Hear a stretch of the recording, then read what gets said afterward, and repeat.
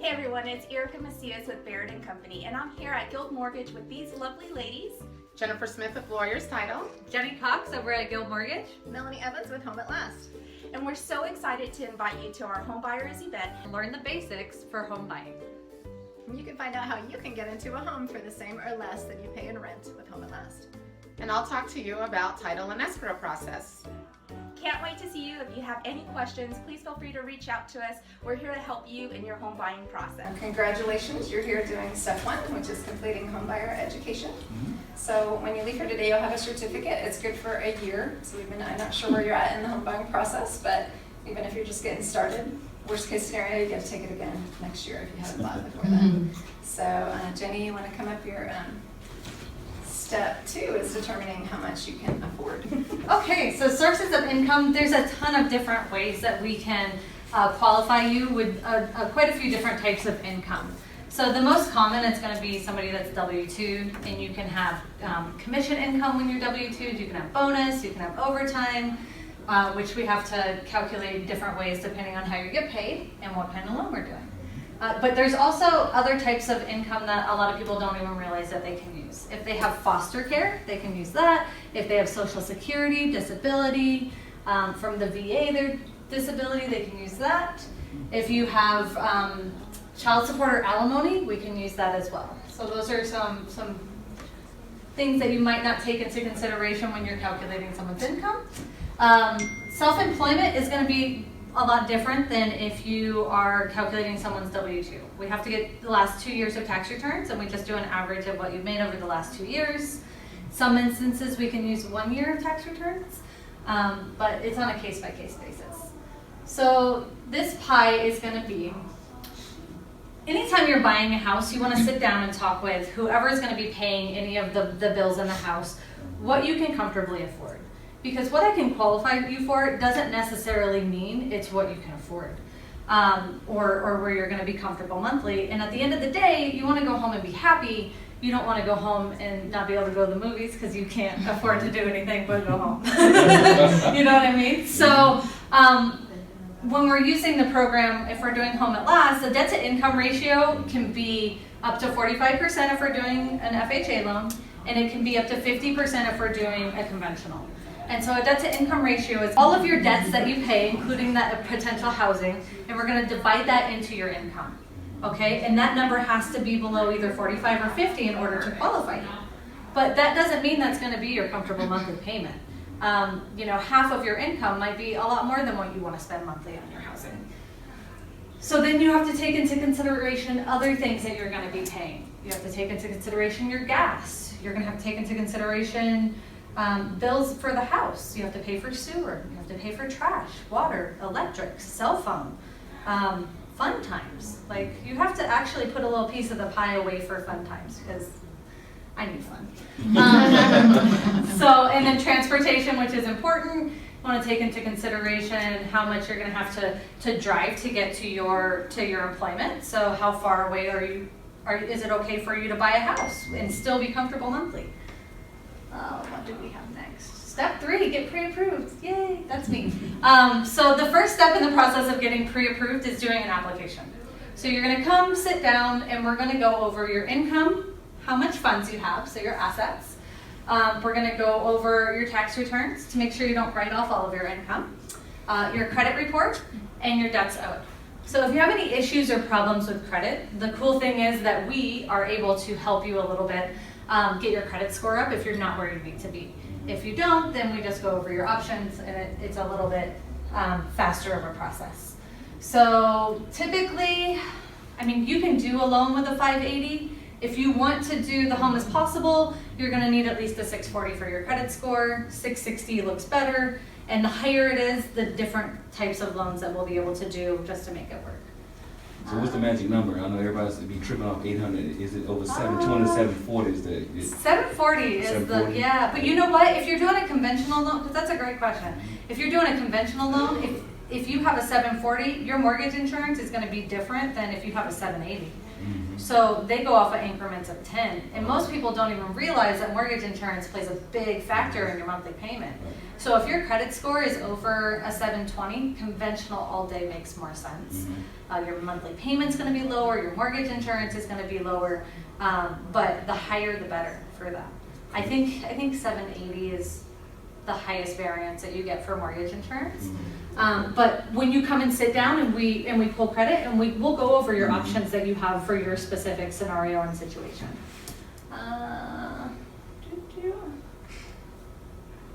The 4 C's of credit. So they're gonna look at, do you have any existing credit? Which is really important. If you just opened up your very first credit card a month ago, you're probably not even gonna have a credit score. Which you can do loans for that, but it's just a little bit different of a process. Your collateral, so what is the property value and what is the loan to value? So they want to know how much money you're putting down on the loan as well.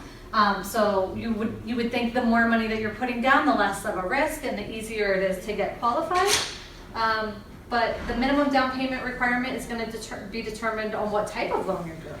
So if you're doing FHA, it's going to be 3.5%. If you're doing conventional, the minimum is 3%. Which most people think it's 20.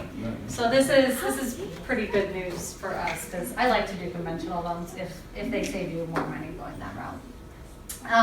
And then if you have a VA, then you're 0 down. If you're USDA, you're 0 down. USDA is townships below. What's the number now? Is it 35,000? But Pahrump is probably the closest to here that qualifies for USDA. Yeah. What about rural residential?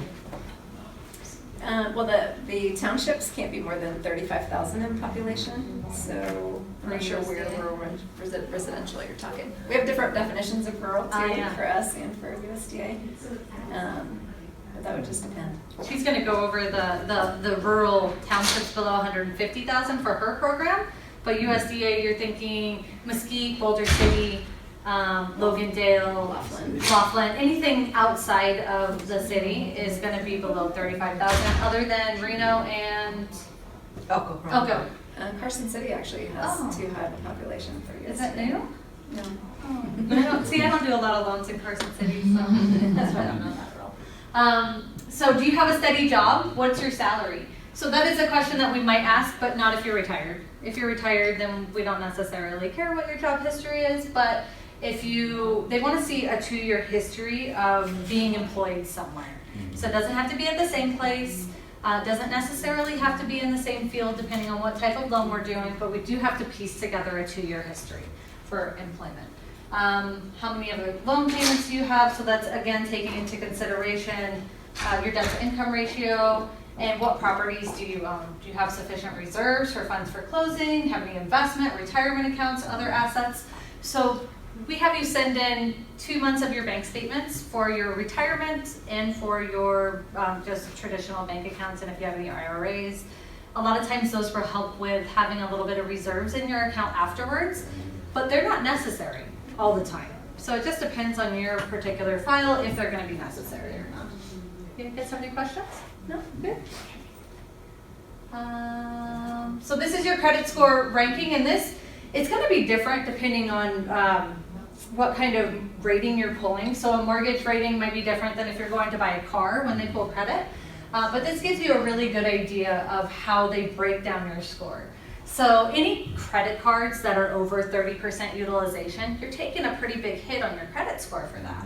If you have fantastic credit history and you pay all your bills on time, but you have one credit card that's over the limit, that can have a 100-point difference, and it's a really easy fix to get your score up just by paying those cards down. But this will tell you length of credit history is what they're going to look at. Do you have any new inquiries? So we always say don't buy anything right before you're going to buy a house, right? Because it can lower your score like 30 points, and that could equate to a lot in your monthly payment. Okay, that extra 30 points. So amounts that you owe on your credit cards, if you have any new credit, the type of credit that you use. So if you've never owned a house before, you're actually missing out on this piece of the pie for a mortgage. And that once you do have a house and you have about 10 payments left on it, then you're going to be able to benefit from that piece of the mortgage rating reporting on your credit, which is pretty cool. And then payments made on time. 35% that's a big piece of the pie. So they want the last 12 to 24 months is what they're looking at when they look at payments made on time, have the biggest effect on your credit score. Loan options and required down payments. So I think I skipped ahead a little bit before. I get a little excited sometimes, sorry. But these are the down payment requirements depending on what type of loan we're doing. Conventional, you know, the more you put down on a conventional, the lower your mortgage insurance is going to be, but the traditional down payment for that is going to be 3%. Closing costs include normal and customary. Okay, so not only do you pay the down payment, you also pay closing costs. Okay, and closing costs are going to be determined depending on what type of loan you're doing, if we're doing a home at last, or if you're just coming in with your own down payment. Because there's going to be additional fees if we use that program, opposed to you coming in with your own down. But a lot of times, if you don't want to use all of your funds that you have in your account, Home at Last is amazing. Like I'm a down payment assistance guru. I love down payment assistance. So if you can save some money, I'm going to try to get you some money saved. So these are types of fees that you're going to pay with your closing costs. You're going to pay your lender fees, your title fees, and Jennifer is going to come up in a little bit and explain to you what title is there for. You're going to pay your appraisal to make sure the value of the property is actually there, which is important because you can't buy a home for $280,000 if it's only worth $250,000. Somebody has to bridge that gap. You're going to pay for your transfer tax. That's usually paid for by the seller. You have to pay for your hazard insurance and your property taxes up front. So what happens is, just like car insurance, you're going to get a quote from your insurance company. Hopefully you'll be able to get a quote from our insurance lady over here. She's got really good rates and you're pretty fast, yeah? I'm very fast. There you go. And you do car insurance where you bundle? Yeah. She does car insurance too. She'll talk to you in a little bit as well. So you pay for your car insurance, not your car insurance, your homeowner's insurance for an entire year. And then we put every month that you make your payment, a little bit of that's going to go into what's called an escrow account. And then in the following year, we're going to pay for your insurance again for a whole year. So the same thing happens quarterly with your taxes, but we have to collect money up front for those things as well. Oh, yay! A little bit about Nevada Rural. We were created back in 1973. We're mission driven. We do a ton of different things. Yesterday I went and looked at our new office. We're going to start doing weatherization in Clark County, which is pretty exciting. Do you guys know what weatherization is? Mm-hmm. It's like, it's not just the weather stripping around your home, but it can replace your air conditioning unit. You can get new windows, fridge, water heater, all that kind of stuff. It's mostly for very low income. It's probably about $14,000 a year. So, but we can actually do that for people that are renting. If the renter qualifies, we can do that as well. So that's kind of cool. So we do weatherization. We also do that up north. We do in northern Nevada, I should say. Our main office is in Carson City. And then we also have a community development department that works with cities and towns on their housing needs. We just purchased an apartment complex in Ely. You guys know where Ely is? I was just there last week. And we're going to be rehabbing that as well with some tax credits. So we do a ton of different things, but we're just here to talk about Home at Last and how to get you into home. But just know that we are mission driven. Our mission is to promote, provide, and finance affordable housing opportunities for all rural Nevadans. Our boss will give us $10 if we can say that verbatim, so we all know it. I probably say it more than most of us, but so what is rural? You had asked about that, and our definition of rural by statute is under 150,000 in population. So that means that we cover 100% of the 15 rural counties in Nevada and then the rural portions of Clark and Washoe. So we have a mapping tool on our website. We call Home at Last HAL for short. You'll hear me say that. HALmap.org if you want to look up a property to see if it qualifies for our program or not. So these are the 4 main areas of the valley that we cover. So the largest area that we cover is Enterprise. So that's Southern Highlands, Mountains Edge, a lot of the Southwest. We also cover Summerlin South, which is south of Charleston, west of Hualapai. Winchester, which is an older portion of town between Sahara and Desert Inn, Las Vegas Boulevard, Boulder Highway. And then also Whitney right here, which is off of Boulder Highway near Tropicana, Sam Boyd Stadium area. So those are the main areas that we cover. There's also some, you'll notice these white areas here, Henderson and up north. Those are considered rural. They're mostly horse properties as well. So those are the areas that we cover just in the valley. We do cover about 100,000 square miles of rural Nevada. And then we also have I skipped over that one. We have a sister program available through the state that's called Home is Possible. And they actually cover the areas that we don't. They do have a teacher program, and they also have a veteran program too that provides a below market rate. And they also have a first-time homebuyer program that they just rolled out as well. So between both programs, we cover the entire state and have a ton of different options. So with our assistance program, you can get up to $24,000 in assistance. You don't have to be a first-time homebuyer. We don't have a minimum or maximum purchase price. Minimum credit score is 640, and that's for all loans. You can own another property. You do have to live in the home that you're purchasing with the assistance as your primary residence. And Jenny actually already went over the debt-to-income ratios as well there. Sorry. Oh, that's okay. No, that's fine. I'll just skip it. So these are our interest rates. I was just telling Jenny when she walked in today, we're about to launch 0% for government as well. I don't know what those rates are just yet, but we'll have those on our website soon. So if you're interested in seeing what the interest rates are, you can check them out on our website. It depends on the type of the loan and the amount of the assistance to what your down payment or what your interest rate is going to be, right? That's great. So if you need that full 5% to cover that 3.5 down and the remaining 1.5% left over for your closing costs, then your interest rate is going to be higher. So that's 6.25, but you're getting 5%. So if you were buying a $200,000 home, you're getting 10 grand. So not a bad deal. And then say you have your down payment, you just need a little help with closing costs, you can go with the 2% and that rate's only 4.5. So really what will happen, Jenny will sit down with you and give you some options. If you want to use this money you have in savings, this is your interest rate. This is what you bring to closing, this is what your payment is. If you want to save some of that savings and you want to use the down payment assistance, this is your interest rate, this is what your payment is, right? Does gifting affect that? Gifting? Does that affect that gifting? If somebody gifts you? You want to answer that, Jenny? You can use gift funds as well. I'm thinking, we don't have any restrictions on any gift funds coming in, so you can get the entire down payment and closing costs paid for as a gift if you'd like, or just a portion. We just have to get additional documentation. Right. So depending on what type of loan you're doing, if it's a conventional, we don't need the person giving you the gift, their statements. Right. If it's an FHA loan, we need to verify the funds coming out of their bank it's account. coming from. So yeah, sometimes it's hard to get statements from people that aren't buying the house. They're like, why do you want to see my account? But we just know what we need for different types of loans. Okay. Okay. And then I think there's a max for seller contributions too, like 3% or 6% or something, Jenny, for like conventional. So there's a little bit extra rules in there. Oh, for you? Or Well, for Fannie, I know that there's a max seller contribution. oh, are we asking for the seller or for gift funds? He was asking about gift funds, but I was just Okay. thinking about seller. So depending on how much you're putting down, it's going to determine how much credit you can get from the seller. Mm. So if you're doing an FHA loan, you can get up to 6% from the seller. If you're doing a traditional like 3 to 5% down on conventional, you can get up to 3% from the seller. You can ask. Right. Doesn't mean that they'll give it to you.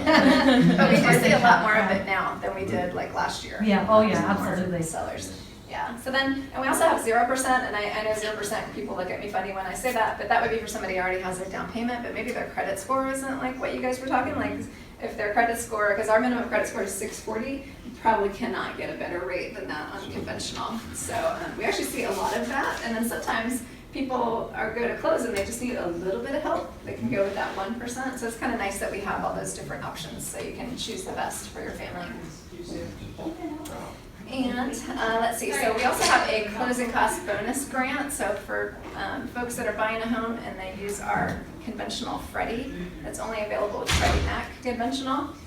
Depending on where their income is, so in Clark County, if they're at $51,000 or less, they can get an extra $1,500 at closing, and that's a grant. They don't have to pay it back.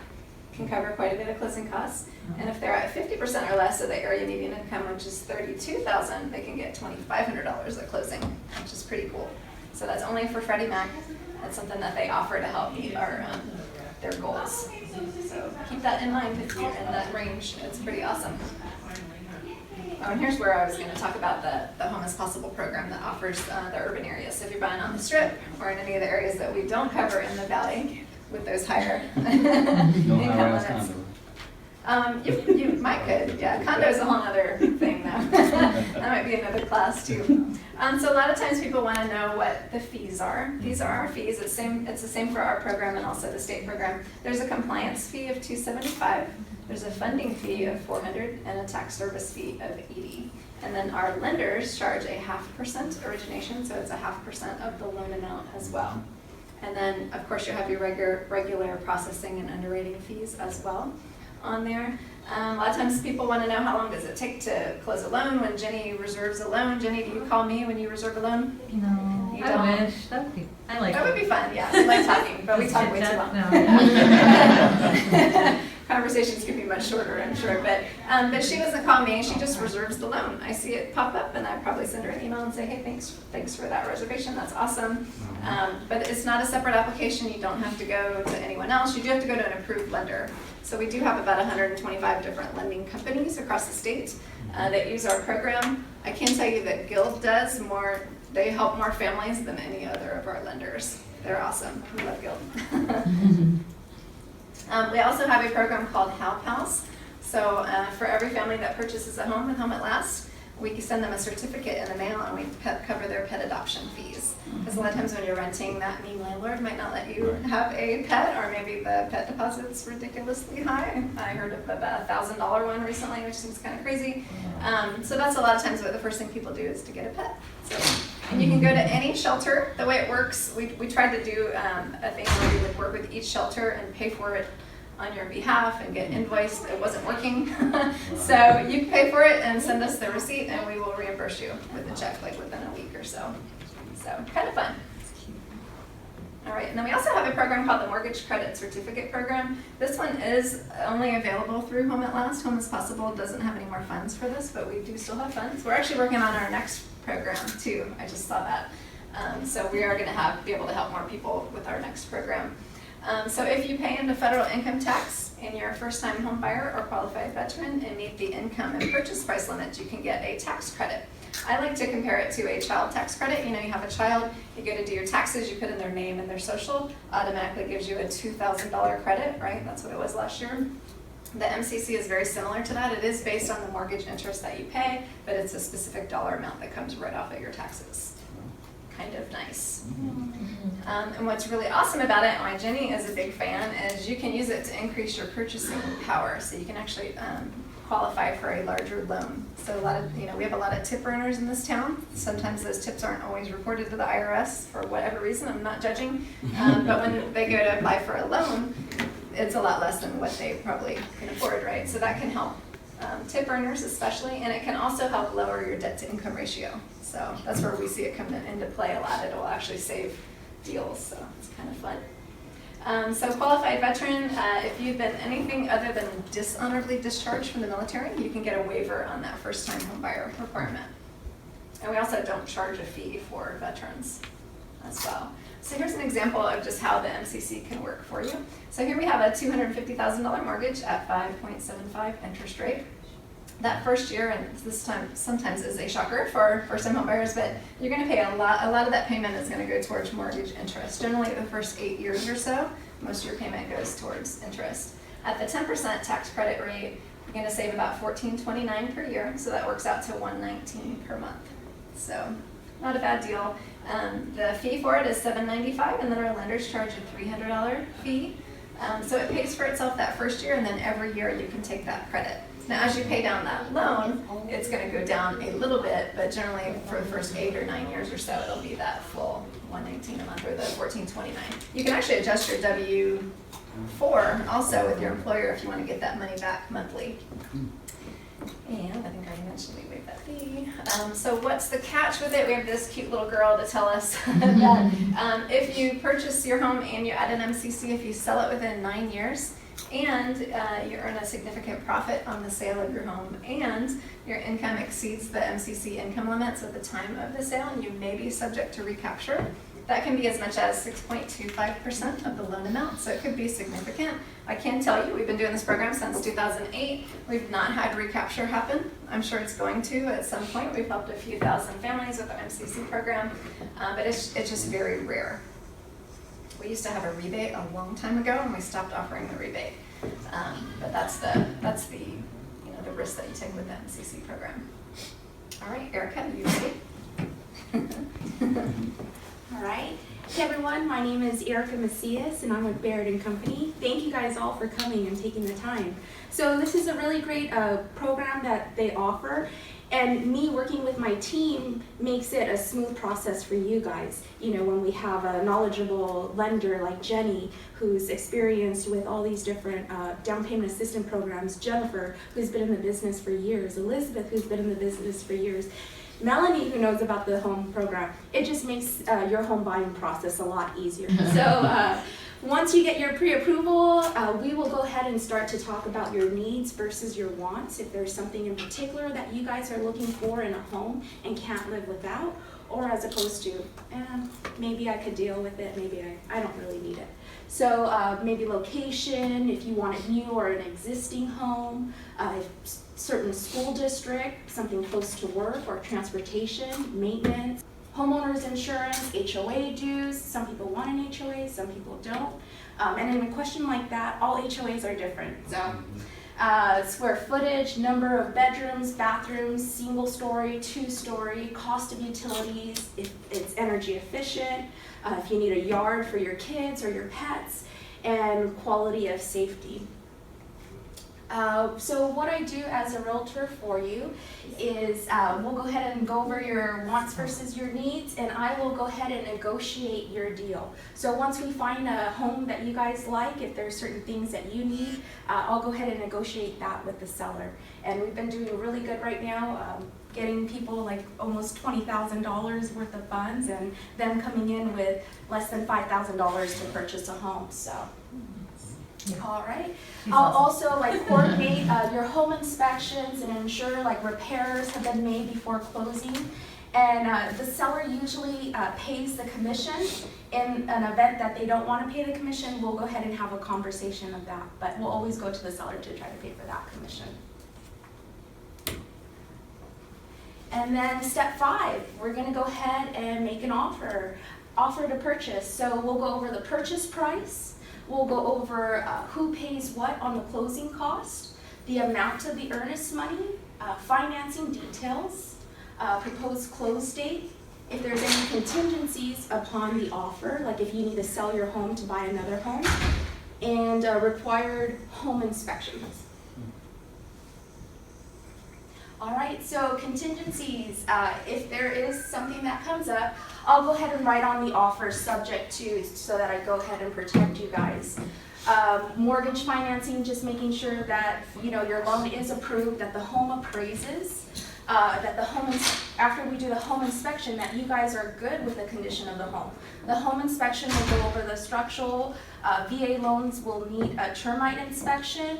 They'll check your air conditioning roof, if it's built before 1977, lead base, if it has a chimney, fireplace, wood stove, well, water quality and septic test if you guys want to get that. And step 6, order your home inspections and appraisals. So benefits of a home inspection: it evaluates the structural and overall condition, reports on quality of construction, checks that the mechanic systems are in working order, AC unit, electrical, identifies safety and health hazards, may require recommended repairs for you, and maybe even possible recommendations for further inspections as needed. If something comes up, they want you to check, call in somebody to check the roof or the plumbing, they'll go ahead and let you know.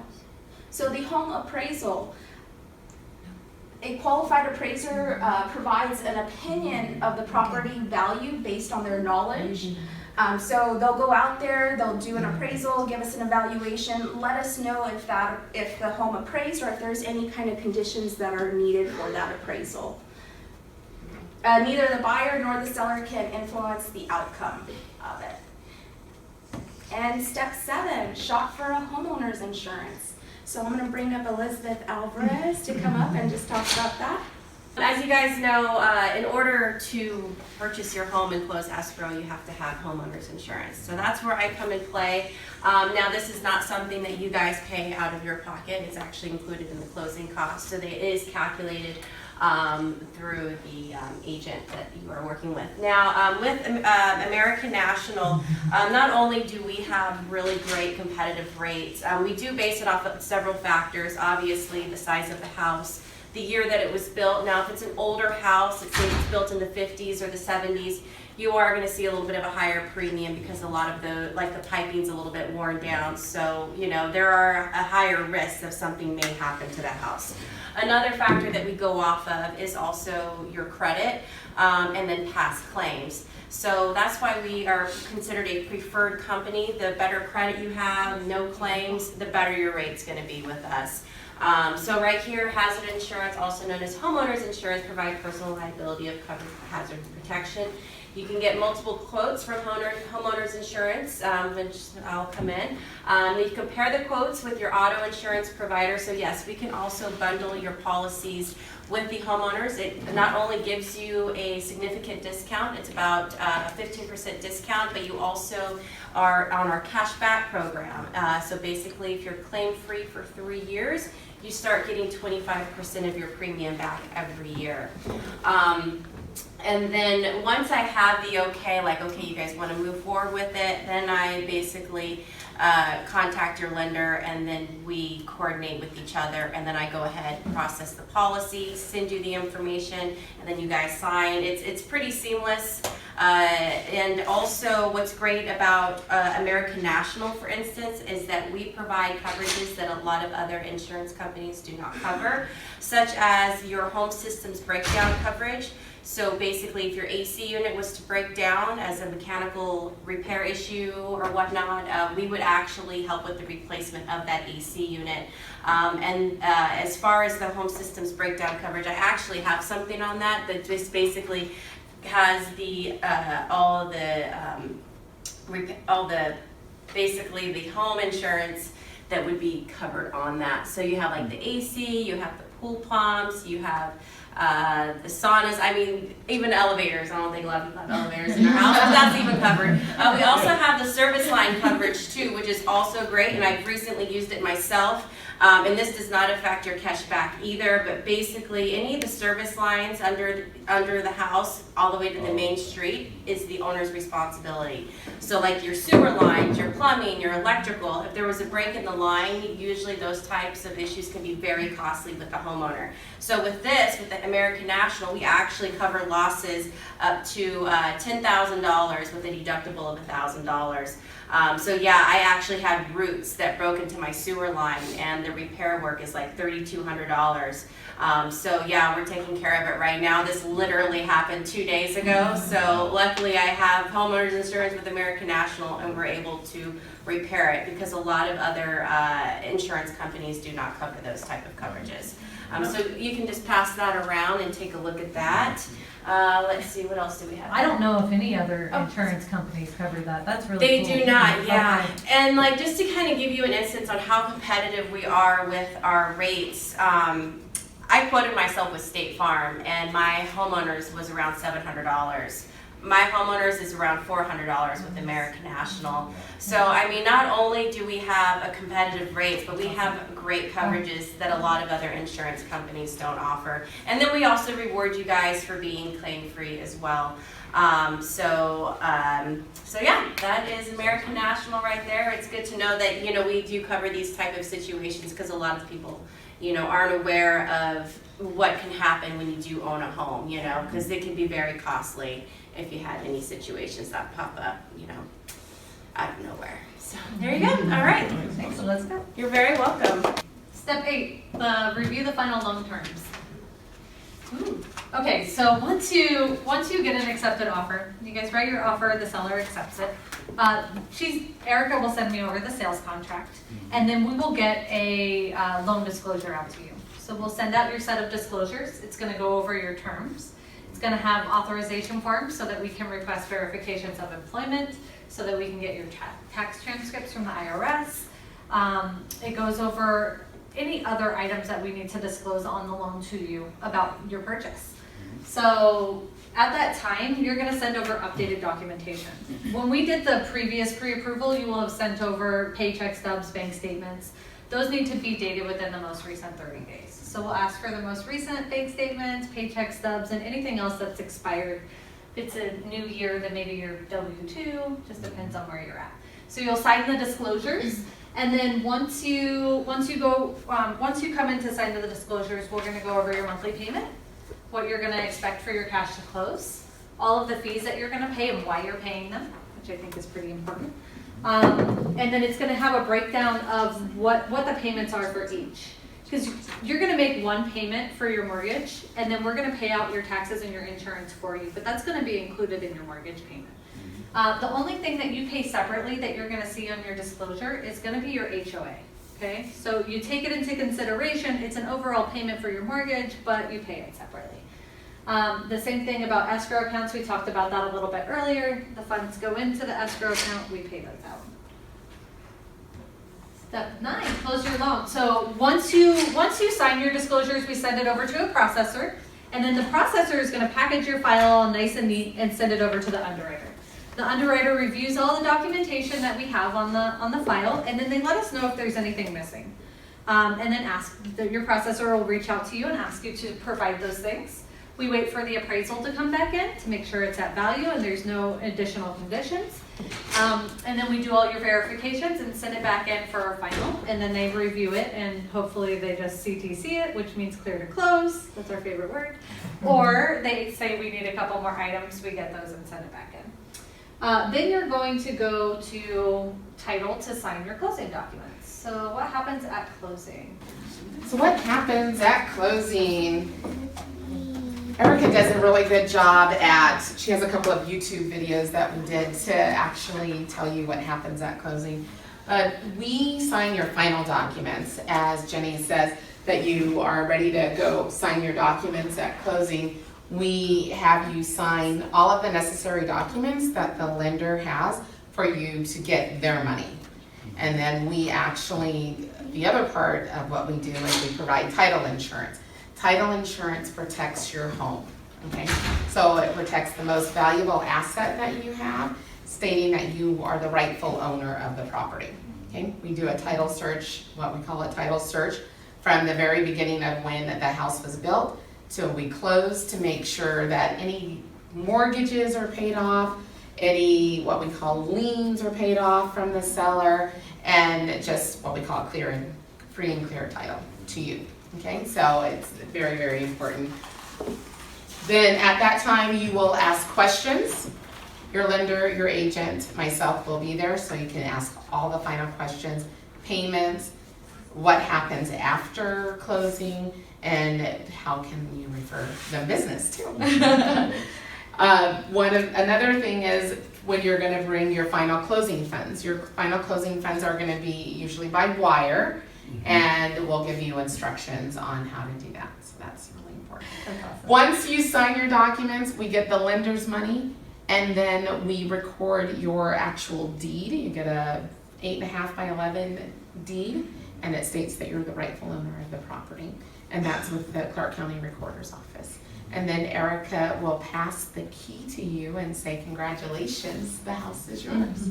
You want to? So what I do for my clients after we finally close is I pull out the red carpet and we have a big old event for you guys. We're celebrating you and your day, and you guys are more than welcome to invite anybody that you guys want to join in with you guys. It's a really fun event, and we're celebrating you and your guys' accomplishment of being a homeowner. So now that you are a homeowner, it's important to keep in mind that you need to continue that budget that you worked on before you got your loan, right? One thing to keep in mind, we actually have a You're a Homeowner Now What class on our website, and if you use Home at Last and you take this post-purchase class, you can get a $25 Amazon gift card. And it talks about how to incorporate your new mortgage payment into your budget, how to reset your water heater. That was something I paid a repairman to do when I first moved in my first home, which was way before YouTube. But it's just, it's just an informative class to talk about some of the things that if you've been renting for a long time, or if your dad was taking care of that stuff like mine was, you may not know, right? Here are 5 of the top first-time homebuyer mistakes to avoid. We've kind of already covered a couple of these. One is not knowing how much you can afford. Jenny mentioned, you may qualify for a big giant loan, but are you going to be able to have food, right? I mean, there's some things that are really important. I fell in love with the house a long time ago, and the taxes were like $6,000 a year as a foreclosure, and we could afford it, but we probably couldn't afford the taxes, so I had to have a cry over that. We could get that house. Maybe that was for the best. And actually looking for a home first, like a lot of realtors want you to have that pre-approval letter before you go look, just so that you're looking in the right range. You don't want to be looking for something you can't afford. And also getting professional help. I'm not sure if Erica mentioned this or not, but her services are free to you as a buyer. So you don't really have to pay anything, but you can get her expertise. She's going to be an expert in writing those sales contracts and explaining all of that extra stuff to you, so please take advantage of that. Also draining your savings. A lot of people will put away money for that down payment, and once you get the closing costs and everything in there, that can really drain your savings. So be sure that you take advantage of down payment assistance if it's available to you. Also getting any new loans before the deal is closed. I just heard of a lady who bought a $4,500 dog, and she was not able to buy her house because of that. So don't do that. Or you're checking out at Kohl's and they're telling you it's a soft pull in your credit. Get this Kohl's card, you get 20% off. That can affect your credit. So please don't do that. No. I know. People are not truthful, right?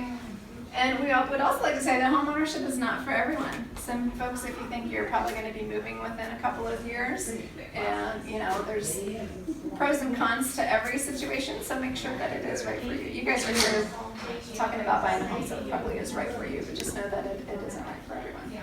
A lot of people don't like this slide, but it's true, it isn't for everyone. Also, we just marked the 50th anniversary last year of the Fair Housing Act. So if you feel like you've been treated differently, what? I like that. I said woohoo. Well, somebody said we were celebrating it. I'm like, we're not celebrating that. We have to have an act because of people doing wrong things. But if you feel like you've been treated differently at all when going to rent a place or getting a mortgage based on your sex or gender, your national origin, religion, race or color, familial status, or a disability, just know that there are companies out there that can help you. There's the Silver State Fair Housing. They're advocates for renters and home buyers. And there's also legal aid, and there's also HUD. So there are people out there to help. Also, we have this kind of cool contest going on this month. June is Homeownership Month. And to celebrate, we're doing How Pay My Bills. So what we're asking for folks to do is for you guys to tell us, what does home mean to you? You use the hashtag HowPayMyBills or Home Means Nevada, these kind of things. It'll come up on our Facebook site and our Instagram site. And if you're chosen, then we're going to pay your bills for a year. Not all your bills, but your utility bills. So it comes in the form of a $2,000 check. So that's kind of neat. It's just kind of to help promote home ownership for the month of June. So be sure to check that out. And that's all. Do you guys have any questions that we can answer for you? You look like you have one. No? Me? Sure. Question. We're ready. For the, I know you mentioned a lot about the conventional. What about things like adjustable rate mortgages, cash flow mortgages, option arms? That's a really good question. Things like those, is that included? I know it's not conventional, but is that considered? If you're doing home at last, it has to be a 30-year fix. Okay. That's You correct. can't do 15-year either, no? You can if you're just doing an MCC. You can do 15-year. Okay. So if you're doing the home at last program itself, it has to be a 30-year. Just wanted to make sure they didn't change it up on me since that's the last time. But you could do, I don't like ARMs. I've done very, very, very few ARMs, and it's just because you really want to know what your payment's going to be from month to month. And whether you get a little bit of a lower interest rate now, it could spiral out of control in a couple of years. So unless somebody has to do an ARM, then It's not really a program that I would suggest, and rates are so low right now, the ARMs just don't make sense. Right. Yeah. You know, maybe if interest rates were 10%, then, you know, saving a couple percent on an ARM might be a good solution, but not unless you're a real estate investor planning on flip the property in 6 months. That might make sense for them too, but not really a homeowner that's gonna be living. Any other questions, you guys? No, that was a good one. I have a question. On the reselling of the house, what if it wasn't a substantial amount? It was just, you know, you need 1,000 or 5,000, and would that still count as needing to pay back? So you're talking about for the MCC, the Yeah, recapture? Yeah, that's a good point. So for our down payment assistance, we started a new structure last January where when you get down payment assistance, it's in the form of a 0%, no interest, no payment, fully forgivable second mortgage. So you'll have a first mortgage and then you'll have a second. As long as you stay in that home for 3 years, it's completely forgiven. So if you bought a $200,000 home, you got $10,000 in assistance, that works out to about $277 per month, and it is prorated. So say after 2 years you wanted to refinance or sell, you would just owe about $3,300 back from that. And the reason for that structure is there were people that were taking advantage of the program that were flipping or doing whatever, so they spoiled it for the rest of us. But it's not that bad of a deal. Most people stay in their home for 3 years or more. So that's the down payment assistance. For the MCC, you have to meet all 3 prongs of that test. So you'd have to sell within 9 years. You'd have to make a significant profit. It would have to be at least, I think it's $10,000, and that's after everything is paid. And then you'd also have to have significantly more income at that time. And we've been doing it since 2008. We have not had recapture happen. So it's very rare. I only know one instance of it with the similar funding source. And it was, I don't know if I want to tell the story again or not, but it was a UNLV pharmacy student who was delivering pizzas while he was in pharmacy school. So he bought a condo, he graduated pharmacy school, obviously he's making more money as a pharmacist than he was delivering pizzas. He got married, and back then it was household income. It is no longer household income. So he had to include his wife's income. They sold the condo, they made like $12,000. So they met that 3-prong test. They sold after like 7 years, I think, and their recapture tax was $16. That's 1/6. So that's the only example that I have of it. I was working on an example just to try and come up with one of when it would trigger. Yeah. And it was somebody that made $40,000 a year now, and they'd have to make like $120,000 when they sell it to be able to. I mean, it could happen. You could be a realtor and have a really good year and want to buy a home, but it's just very rare that that happens. And that's only with MCC. And normally what happens is if we see someone's like at the top of the income limit for an MCC, we do explain that to them. Yeah. That, hey, if you're expecting a raise, if you think you're going to be promoted or getting a bonus or something, you might want to reconsider that. So, so anyway, it hasn't happened yet. I'm sure it's going to happen, but It's like the perfect storm. I know you guys probably have to get out of here. Are you on your lunch break? Yeah. I'm the boss. I go back. Oh, there you go. That works. That's great. Well, thank you guys for coming. We'll send out an email probably tomorrow with a copy of the slides and everyone's contact info. So if you have any questions at all, we're happy to reach out to you, or happy to reach out. When do you become a resident? Like, say, I live in California currently, and then I've been kind of feeling possibly to move back to Nevada. So when would I be a resident to qualify? So you don't have to be a current Nevada resident to use our program. You just have to move into the home that you're buying with the assistance. And I think the rule is like within 60 days of buying the home. So you don't have, there's no minimum residency requirement for Home at Last. I don't know about the loan product, if there's something with that. And Jenny left the room, so I can't ask her. But I don't think there is. I think you just have to buy it with your primary. I mean, there's probably some more things that you have to look at if you're transferring your job here. That'd be probably what the lender would want to look at, is if just make sure you have the 2 years of continuous employment. Yeah. For the realtor, Nevada resident is considered 5 units, because what if somebody want to get like a multifamily, like a fourplex, and they want to just kind of help somebody who maybe on the lower end of income, they may want to get a fourplex, and they rent out one, they stay in one unit, rent the other 3 out to help with that mortgage, is that allowable under these programs? Yeah, you can actually use our program for that. You can Okay. get a duplex, triplex, or fourplex as long Okay. as you live in one of the units. You can't do an MCC on a multiplex Oh, okay. because that messes with the Messes taxes. them, okay. But you can use down payment assistance. It's not very common. We don't Right. see it a whole lot. Right. But it is kind of neat. You can buy an income property with the program. How much does it? Cool. Yeah, very cool. To you, if you have any questions, please feel free to reach out to us. We're here to help you in your home buying process.